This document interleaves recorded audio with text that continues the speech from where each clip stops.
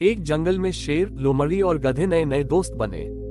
तीनों ने मिलकर शिकार करने की योजना बनाई और सबने मिलकर यह फैसला लिया कि शिकार के 3 हिस्से होंगे और तीनों का शिकार पर बराबर का हक होगा। तीनों ही फिर निकल पड़े शिकार की तलाश में। थोड़ी देर बाद ही उन्हें जंगल में एक हिरन नजर आया। वो हिरन इन सब से बेखबर अपना भोजन कर रहा था, लेकिन जैसे ही हिरन ने खतरे को भांपा, वो तेजी से दौड़ पड़ा। लेकिन वो कब तक इनसे भागता, आखिर ये 3 थे और वो अकेला। आखिरकार वो थककर चूर हो गया। शेर ने मौका देखते ही उस पर हमला बोल दिया और उसे मार गिराया। तीनों बहुत खुश हुए।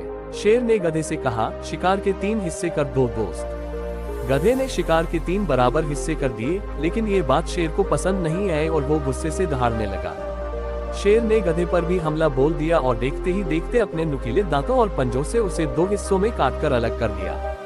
उसके बाद उसने लोमड़ी से कहा, लोमड़ी तुम भी अपना हिस्सा क्यों नहीं ले लेती। लोमड़ी बहुत ही चतुर और समझदार थी। उसने हिरन का 1/4 हिस्सा ही अपने लिए लिया और बाकी का 3/4 हिस्सा शेर के लिए छोड़ दिया।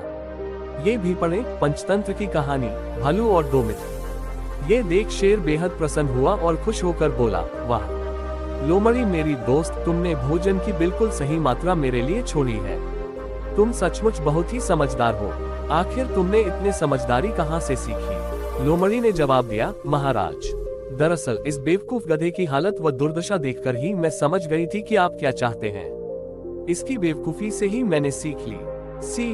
सिर्फ अपनी ही गलतियों से नहीं, दूसरों की गलतियों से भी सीखना चाहिए। जी हाँ, दूसरों की गलतियां भी आपकी सीख का कारण बन सकती है। जरूरी नहीं कि आप अपनी गलती होने का ही इंतजार करें। समझदार व्यक्ति दूसरों की गलतियों से भी सीख ले लेता है।